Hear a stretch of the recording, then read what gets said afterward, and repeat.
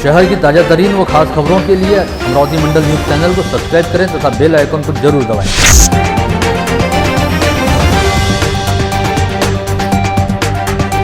नमस्कार, दैनिक अमरावती मंडल के मंडल news bulletin में आप सभी का स्वागत है। आइए पेश करते हैं आज की कुछ खास खबरें।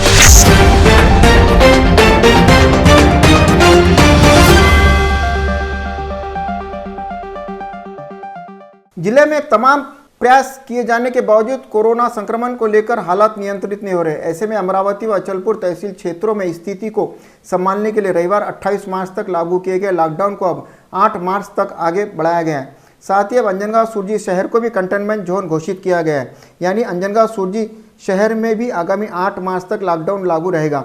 इसके अलावा जिले के अन्य तहसील क्षेत्रों में कोविड प्रतिबंधात्मक आदेशों का कड़ाई से पालन करवाया जाएगा। इस आशय का निर्णय जिलाधिकारी शैलेश नवार द्वारा जारी किया गया है। शनिवार को अपने कार्यालय में आयोजित नियमित प्रेस ब्रीफिंग में जिलाधिकारी नवाल ने कहा कि लॉकडाउन के दौरान केवल जीवन आवश्यक वस्तु की दुकानों को सुबह 8 बजे से दोपहर 3 बजे तक खुली रहने की अनुमति दी जाएगी। वहीं इस बारे में आगे चलकर हालात को देखते हुए फैसला किया जाएगा। इसके साथ ही भीड़भाड़ को टालने के लिए अलग अलग क्षेत्रों में सप्ताह के अलग अलग दिन साग सब्जी बाजार लगाए जाएंगे। नवाल के मुताबिक लगातार संक्रमण को देखते हुए लिया गया। इस दौरान इससे पहले लॉकडाउन को लेकर जारी किए गए तमाम प्रतिबंध जस के तस लागू रहेंगे। अमरावती शहर, अचलपूर शहर आणि अंजनगाव सुरजी शहर आणि काय आसपास गावामध्ये ज्या ठिकाणी मागचे 7 दिवसापासून आपण संचारबंदी केलेली आहे, संचारबंदी आता पुढील 7 दिवस अजून वाढवण्यात येत आहे। या आदेशमध्ये जीवनावश्यक वस्तू, मेडिकल आणि जे गोष्टी ऑर्डिनरी होती ते सुरू राहणार आहेत आणि हे जे आदेश आहे ते आता as it is been extended till 8 March morning 6 o'clock। तर अमरावती जिल्ह्यामध्ये कोणकोणत्या ठिकाणी Amravati city, Achalpur city, Anjangaon city हे सर्व कंटेनमेंट झोन्स घोषित करण्यात आले असून या ठिकाणी हे प्रतिबंध लागू रहना है। जीवन आवश्यक वस्तु की दुकानें सुबह 8 से लेकर दोपहर 3 बजे तक शुरू रहेगी। जिन उद्योगों को शुरू करने की अनुमति दे दी गई है वे उद्योग वैसे ही शुरू रहेंगे। सभी सरकारी कार्यालय में 15% हाजिरी रहेगी। सभी रेस्टोरेंट, होटल में पार्सल सुविधा रहेगी। विवाह समारोह में 25 की अनुमति रहेगी। माल वाहतूक यातायात नियमित शुरू रहेगा। शहर से बाहर जाने के लिए संबंधित पुलिस थाने से अनुमति लेनी होगी। 4 पहिया वाहन में चालक के अलावा तीन ही बैठ सकेंगे। ऑटो में चालक के अलावा 2 दुपहिया पर मास्क के साथ ही 2 यात्रियों को अनुमति दी गई है। बस में 50% यात्री सफर कर सकेंगे। सभी धार्मिक स्थल प्रतिबंधित क्षेत्र में बंद रहेंगे। स्कूल, महाविद्यालय, शैक्षणिक प्रशिक्षण केंद्र, निजी कोचिंग क्लासेस बंद रहेंगे। सिनेमागृह, व्यायामशाला, जल तरन तालाब, मनोरंजन उद्यान, नाट्यगृह सभी बंद रहेंगे। सामाजिक, राजनीतिक, मनोरंजन, शैक्षणिक, सांस्कृतिक, धार्मिक कार्यक्रम, स्नेह सम्मेलन इस कालावधि में बंद रहेंगे। जीवन आवश्यक वस्तुएं, किराना, दवाई, राशन, अनाज की दुकानें सुबह 8 बजे से 3 बजे तक शुरू रहेगी। धार्मिक स्थल भी पूरी तरह से बंद रहेंगे। विगत दिनों सरकारी अधिकारियों कर्मचारियों के कोरोना संक्रमित पाए जाने को लेकर जिला परिषद सदस्य प्रकाश साबड़े ने आरोप लगाया था कि कई अधिकारियों व कर्मचारियों ने कोविड टेस्ट लैब वालों के साथ मिलीभगत कर फर्जी तरीके से अपनी कोरोना टेस्ट रिपोर्ट को पॉजिटिव दिखाया था, ताकि वे 15 दिनों के संवैधानिक अवकाश के साथ ही कोविड बीमा पॉलिसी का लाभ ले सके। लेकिन इस आरोप को लगाने के बाद पिछले 7 दिन के दौरान साबले इस बारे में प्रशासन को कोई अधिकारी सबूत नहीं दे सके। ऐसे में अब यह पूरी तरह से स्पष्ट हो चुका है कि यह सब साबड़े का पब्लिक स्टैंड था। वहीं जिला परिषद प्रशासन की क्लोजर रिपोर्ट मिलने के बाद अब जिलाधिकारी कार्यालय ने इस मामले में सख्त रुख अपनाते हुए मामले की जांच शहर पुलिस आयुक्तालय को सौंप दिया है। इस संदर्भ में जिलाधिकारी शैलेश नवाल से संपर्क किए जाने पर उन्होंने कहा कि उन्हें जिला परिषद सीओ की क्लोजर रिपोर्ट मिल चुकी है, जिसमें जिला परिषद प्रशासन द्वारा साफ तौर पर कहा गया है कि 2 बार समय देने के बावजूद जिला परिषद सदस्य प्रकाश साबले ने अपने आरोपों के संदर्भ में कोई ठोस सबूत या दस्तावेज पेश नहीं किए, बल्कि केवल आरोपों को लेकर एक लिखित पत्र दिया है। ऐसे में किसी अधिकारी व कर्मचारी द्वारा फर्जी तरीके से कोविड टेस्ट रिपोर्ट पॉजिटिव दिखाए जाने का मामला साबित नहीं होता। इस रिपोर्ट को बेहद गंभीरता से लेते हुए जिलाधिकारी नवाल ने अब इस मामले की जांच पुलिस को सुपुर्द कर दी है। इन दिनों कोरोना संक्रमण की लगातार बढ़ती रफ्तार को देखते हुए जिला प्रशासन ने कोविड टेस्ट का प्रमाण बढ़ाने का फैसला लिया है, ताकि हर एक कोरोना संदिग्ध मरीज की जांच की जा सके। इस हेतु प्रशासन द्वारा 26 फरवरी से 5 मार्च तक जिले में विभिन्न स्थानों पर कोविड जांच शिविरों का आयोजन किया जा रहा है ताकि अधिक से अधिक लोग अपनी कोविड टेस्ट करवाएं। इसके तहत 26 मार्च को वलगांव, 27 मार्च को विजिलैंड, बोरगांव धर्माड़े तथा वडगांव माहौरे में कोविड टेस्ट कैंप आयोजित किए गए। वहीं 1 मार्च को नांदगांवपेट MIDC, 2 मार्च को मासलोद, परसोड़ा, सेवती, 3 मार्च को यावली सहित 4 मार्च को कठोरा व पोटे टाउनशिप तथा 5 मार्च को अंजनगांव बारी, पारडी व उत्खेड़ में कोविड जांच शिविर का आयोजन किया जाएगा। यमुना नदी के तट पर वैष्णव संतों द्वारा आदिंत काल से चले आ रहे कुंभ महापर्व को लेकर एक नियोजन बैठक का आयोजन किया गया, जिसमें अनंत श्री विभूषित जगतगुरु रामानंदाचार्य, श्री राम राजेश्वरी महाराज, हजारों साधु संतों के साथ शामिल हुए। इस बैठक में हजारों भक्तजन भी शामिल हुए थे। इस बैठक के दौरान चतुर्थ संप्रदाय तथा तीनों अनि अखाड़ा के संतों की मठ में बैठक में आने वाले हरिद्वार कुंभ के आयोजन तथा सभ्यता व संस्कृति के सर्वधर्म के लेकर विस्तृत चर्चा हुई। विगत 16 जनवरी से समूचे संभाग में कोरोना हेल्थ केयर वर्कर को कोविड वैक्सीन लगाने का काम शुरू किया गया था, जिसके तहत निजी व सरकारी डॉक्टरों द्वारा मेडिकल स्टाफ के लोगों को कोविड वैक्सीन का टीका लगाया जा रहा है। साथ ही विगत 14 फरवरी से फ्रंट लाइन वर्कर्स के तौर पर प्रशासन व पुलिस महकमे से जुड़े लोगों को टीकाकरण किया जा रहा है। इसके तहत इन 2 चरणों में अब तक संभाग में 80,631 लोगों को कोविड वैक्सीन का टीका लगाया जा चुका है। हालांकि इस समय तक कुल 1,13,085 लोगों को यह टीका लगाया जाना था, जिसकी एवज में अब तक 71.30% लोगों को वैक्सीन लगाई जा चुकी है। बता दें कि कोविड वैक्सीन के टीके के 2 डोज दिए जाते हैं, जिसके तहत विगत 16 जनवरी से हेल्थ केयर वर्कर्स को वैक्सीन का पहला डोज दिया जाना शुरू किया था।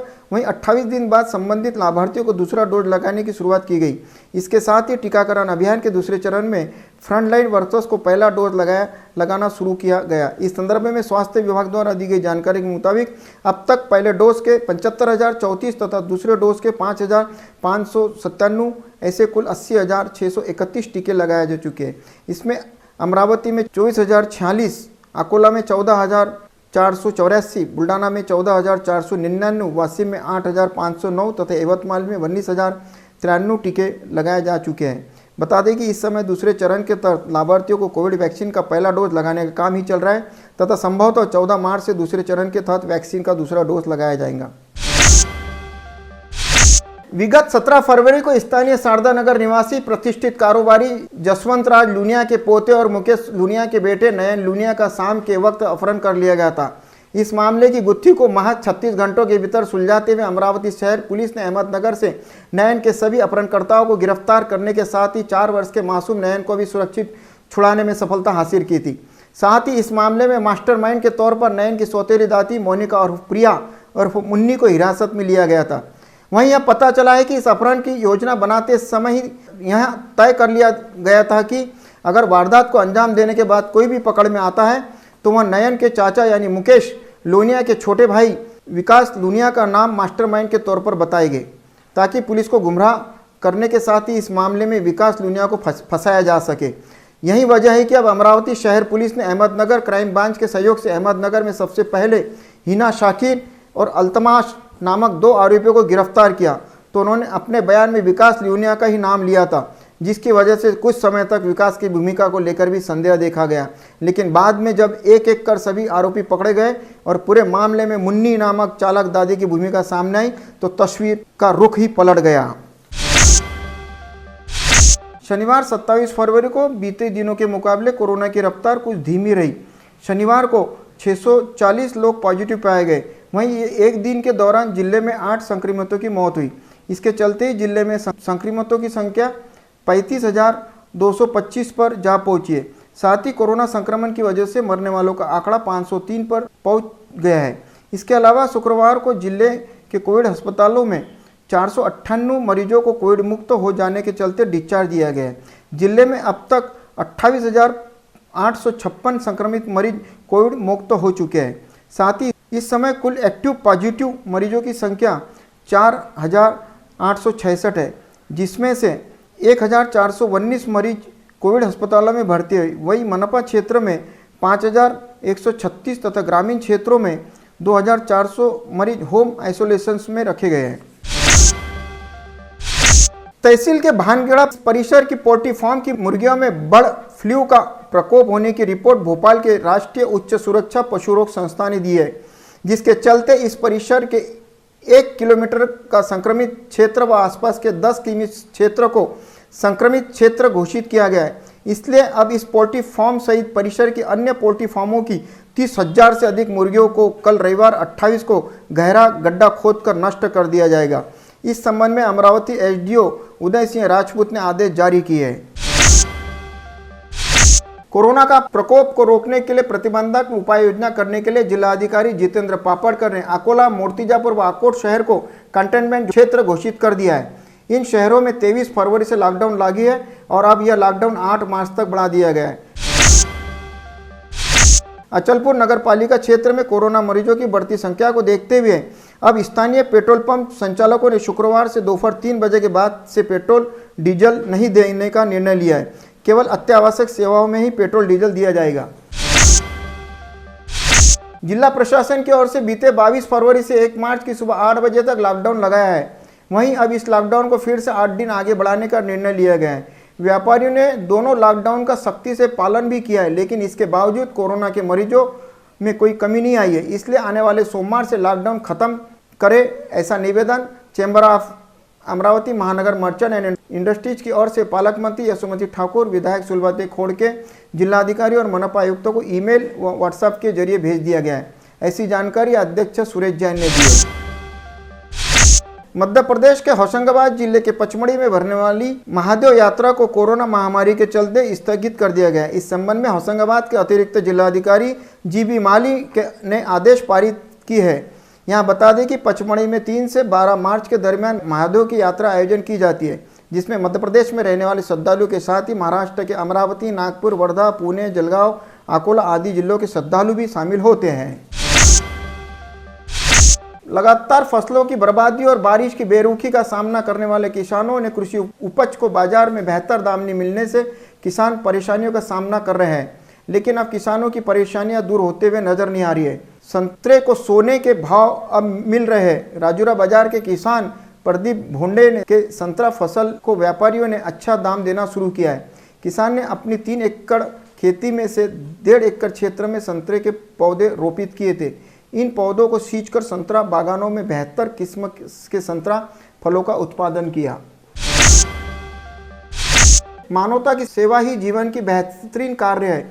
इस पंक्ति को ध्यान में रखते हुए कोरोना महामारी के दौर में विंचोली गांव के सामाजिक कार्यकर्ता राधेश्याम भट्टर ने आज प्लाज्मा डोनेट किया। पीडीएमसी अस्पताल में प्लाज्मा डोनेट का कार्य पूर्ण किया गया। इस अवसर पर रक्तदान समिति के अध्यक्ष महेंद्र भुतड़ा उपस्थित थे।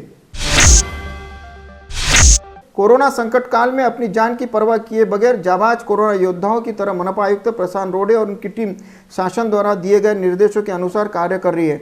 मनपा आयुक्त प्रशांत रोडे ने बताया कि शनिवार से मनपा कार्यालय सुबह 9 बजे से ही खुल जाएगा। सभी संबंधित विभागों में कामकाज सुबह 9 बजे से शुरू होगा।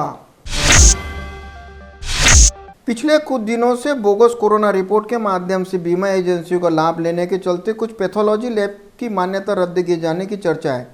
ऐसे में पैथोलॉजी लैब की सच्चाई जाने बगैर सोशल मीडिया पर हो रही बदनामी के विरोध में आज इंडियन मेडिकल एसोसिएशन की ओर से जिलाधिकारी शैलेश नवाल को निवेदन सौंपा गया है। आईएमए अध्यक्ष doctor Anil Rohankar, doctor Vasant Lunge, doctor Ashish Sabu, doctor Vikram Deshmukh, doctor Sandeep Dankhede, doctor Trupti Dankhede आदि ने यह निवेदन सौंपा। शहर में कोरोना मरीजों की संख्या बढ़ने पर कई लोग रैपिड टेस्ट के दौरान उपचार ले रहे हैं। ऐसे में प्रशासन को उन्हें ट्रेस करना तथा आंकड़ों को एकत्रित करना मुश्किल हो रहा है। कई जगहों पर मरीजों ने गलत फ़ोन नंबर तथा पता भी दिया। ऐसे में प्रशासन ने रैपिड टेस्ट कम कर आरटीपीसीआर टेस्ट बढ़ाने का फैसला लिया है। फलस्वरूप प्रशासन ने 11 लैब को रैपिड टेस्ट करने के लिए दी गई अनुमति भी स्थगित कर दी थी। स्थानीय जागृति महाविद्यालय की पूर्व छात्र तथा नागपुर जिला कोविड स्थित तेजस्विनी विद्यालय व कनिष्ठ महाविद्यालय की शिक्षिका डॉक्टर शारदा नागमोते के नाम से भारतीय डाक विभाग द्वारा डाक टिकट का प्रकाशन किया जा रहा है। शहर में कोरोना की पार्श्वभूमि पर नियमों का पालन न किए जाने पर मंगल कार्यालय व नागरिकों पर कार्रवाई का अभियान जारी है। नगर पंचायत पथक द्वारा शुरू किया गया है, जिसमें शुक्रवार को स्थानीय आशीर्वाद मंगल कार्यालय में पाबंदी के पश्चात भी विवाह समारोह का आयोजन किया गया था। कोरोना काल में कुपोषण ग्रस्त बालकों के लिए सकस आहार व अमृत आहार योजना चलाए जाने का दावा शासन द्वारा किया जा रहा है, किंतु पूर्व विदर्भ में तीव्र अति तीव्र स्वरूप के कुपोषण ग्रस्त बालकों की संख्या बढ़ रही है। पूर्व विदर्भ के 6 जिलों में 6 वर्ष तक की आयु वाले 2016-17 में अति तीव्र 597 तथा 2730 कुपोषित बालकों की संख्या थी। 2020-21 में यह संख्या बढ़ गई है, जिसमें अति तीव्र 1569 तथा तीव्र स्वरूप के 9702 बालकों की संख्या है। पुलिस कमिश्नर डॉक्टर आरती सिंह आज शहर में लगाई गई नाकाबंदी पॉइंट को भेंट देकर स्वयं यहां से आना जाना कर रहे वाहन चालकों से पूछताछ की और नाकाबंदी पॉइंट पर तैनात पुलिस अधिकारियों, पुलिस कर्मियों तथा होम गार्ड को आवश्यक दिशा निर्देश दिए। स्थानीय इरविन अस्पताल में कोरोना की टेस्ट करने संदिग्ध मरीजों की रोज लंबी कतार लगी रहती। इस कतार में शामिल कल एक मासूम बच्चा गस्त खाकर गिर गया था। इस सिलसिले में आज दोपहर को जिलाधिकारी शैलेश नवाल ने इरविन अस्पताल को भेंट दी और वहां की स्थिति का जायजा लिया। इस अवसर पर शल्य चिकित्सक श्याम सुंदर निगम भी उपस्थित थे। अमरावती मनपा क्षेत्र अंतर्गत वलगांव रोड स्थित अंसिर कॉलोनी क्षेत्र में संपूर्ण बांधकाम रहने वाली इमारत यह बंद स्थिति में रहने से यह निरुपयोगी साबित हो रही है। इस इमारत में स्थानीय परिसर वासियों के लिए प्राथमिक अस्पताल व मैटरनिटी होम बनाकर स्वास्थ्य सेवा उपलब्ध कराने को लेकर विधायक सुलभा खोड़गे ने लगातार प्रयास किए। कोरोना महामारी के समय में इस इमारत का आइसोलेशन के लिए इस्तेमाल और आने वाले समय में अस्पताल समेत 100 बेड का मैटरनिटी होम कार्यान्वित करने के लिए विधायक सुलभा खोड़गे ने लगातार प्रयास किए। राज्य के उप मुख्यमंत्री तथा वित्त मंत्री अजित दादा पवार ने जिला नियोजन से नीति उपलब्ध कर देने की सूचना जिलाधिकारी को दी है। अमरावती मनपा में कोरोना संक्रमण तेजी से बढ़ रहा है। इससे पहले मनपा ने कोरोना बाधितों के संपर्क में आने वाले मरीजों के रैपिड एंटी टेस्ट और आरटीपीसीआर टेस्ट के लिए बंडेरा रोड स्थित आइसोलेशन अस्पताल और मनपा साला नेहरू मैदान में व्यवस्था की थी, लेकिन अब संपर्क में आने वालों की संख्या बढ़ती हुई देख मनपा ने विलासनगर की मनपा साला नंबर 17 और बंडेरा नई बस्ती में पुलिस थाने के पीछे की साला में रैपिड एंटीजन व आरटीपीसीआर सेंटर शुरू किया है। तहसील के पिंपड़खूटा परिसर में एक किसान को तेंदुआ दिखाई देने से कल शुक्रवार को दिन भर वन विभाग के कर्मचारियों ने इस तेंदुए की तलाश की, किंतु उन्हें तेंदुए के मार्ग नहीं मिले। इस चर्चा से परिसर के 8 से 10 गांवों में खेती के काम प्रलंबित है। पिंपड़खूटा स्थित संजय तिरमारे इस किसान को गुरुवार शाम 7 बजे खेत से लौटते समय जाली का मारोती इस परिसर में तेंदुआ दिखाई दिया था। यह खबर परिसर के गाँव में फैलते ही रात के दौरान कोई भी खेत में नहीं गया। संत गाड़गे बाबा अमरावती विद्यापीठ में अब तक 52 संक्रमित मरीज पाए गए, जिसमें अधिकारी कर्मचारी में समूह संसर्ग का धोखा निर्माण हुआ है। अब 10 दिन विद्यापीठ बंद रखना चाहिए, इस तरह की मांग विद्यापीठ कर्मचारी संघ ने कुलगुरु से की है। वड़ाली व पोहरा जंगल के 3 क्षेत्र में शुक्रवार को दोपहर अचानक आग लगी। दोपहर के समय बहने वाली तेज हवाओं से यह आग तेजी से फैलती गई, जिससे आग पर नियंत्रण पाने वन कर्मचारी में काफी भागदौड़ मच गई। निरंतर प्रयास कर आखिर आग पर काबू पाने में वन विभाग को सफलता मिली। वड़ाली वन क्षेत्र अंतर्गत पोहरा वन सर्कल के जंगल में शुक्रवार को दोपहर 2 बजे के दौरान आग लग गई थी। आग में वन संपदा जलकर खाक हुई। तीसरे चरण के ज्येष्ठ व व्याधिग्रस्त नागरिकों का कोरोना प्रतिबंधक टीकाकरण किया जाएगा। इस पृष्ठभूमि पर जिला परिषद के स्वास्थ्य विभाग ने ग्रामीण क्षेत्र में आशा सेविकाओं द्वारा टीकाकरण के लिए पात्र रहने वाले नागरिकों की जानकारी संकलन शुरू कर दिया है। केंद्रीय स्वास्थ्य विभाग ने आगामी 1 मार्च से टीकाकरण के तीसरे चरण को समूचे देश भर में शुरुआत किए जाने की घोषणा की। कोरोना संक्रमण पर नियंत्रण पाने लागू लॉकडाउन में और अधिक सख्ती लगाने के लिए पुलिस आयुक्त डॉक्टर आरती सिंह ने वायरलेस पर सभी पुलिस अधिकारियों से चर्चा कर उन्हें कड़ी कार्रवाई करने के आदेश दिए। गुरुवार की दोपहर 2 बजे कंट्रोल रूम से सभी वरिष्ठ अधिकारियों को सूचना मिली कि पुलिस आयुक्त आरती सिंह 4 दिन के लॉकडाउन की समीक्षा करने वाली है, जिसके तहत सभी थाना प्रभारी वायरलेस के माध्यम से समीक्षा में जुड़े।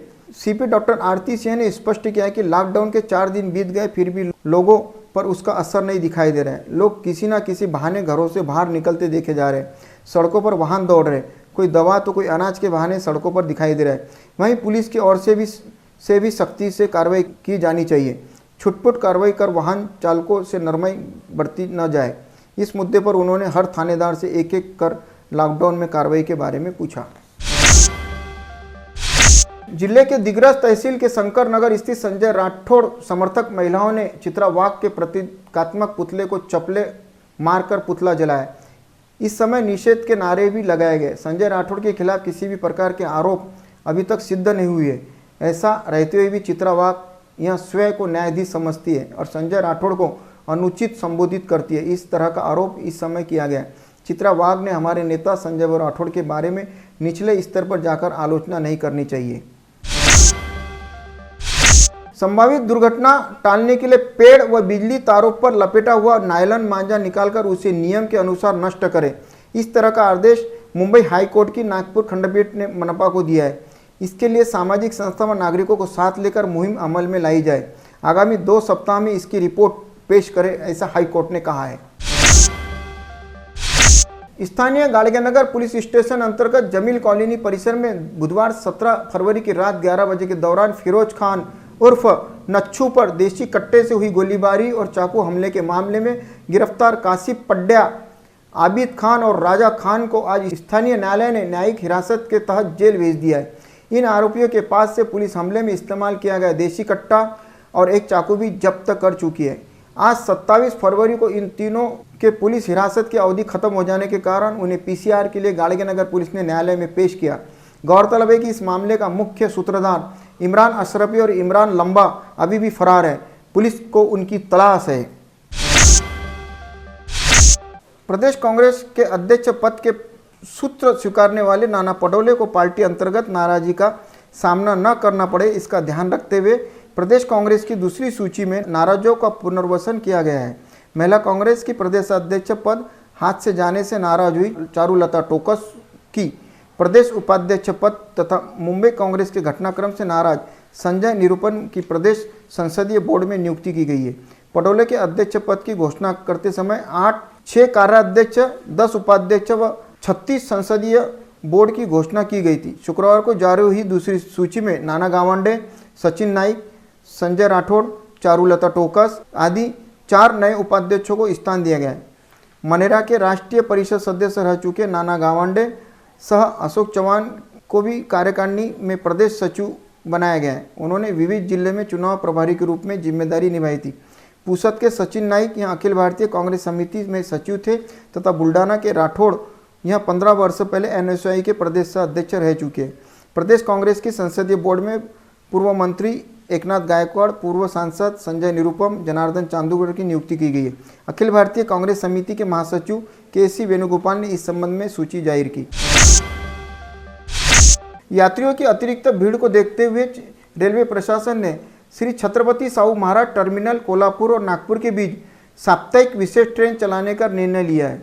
ट्रेन नंबर 1404 यह छत्रपति साहू महाराज टर्मिनल कोल्हापुर से 12 मार्च 2021 से हर सोमवार और शुक्रवार को दोपहर 12:45 बजे छूटेगी और अगले दिन दोपहर 12 बजे नागपुर पहुंचेगी तथा दूसरे दिन 13 मार्च शनिवार को ट्रेन नंबर 1403 यह नागपुर से दोपहर 3 बजे छूटेगी और अगले दिन दोपहर 2 बजे अकोला पहुंचेंगी।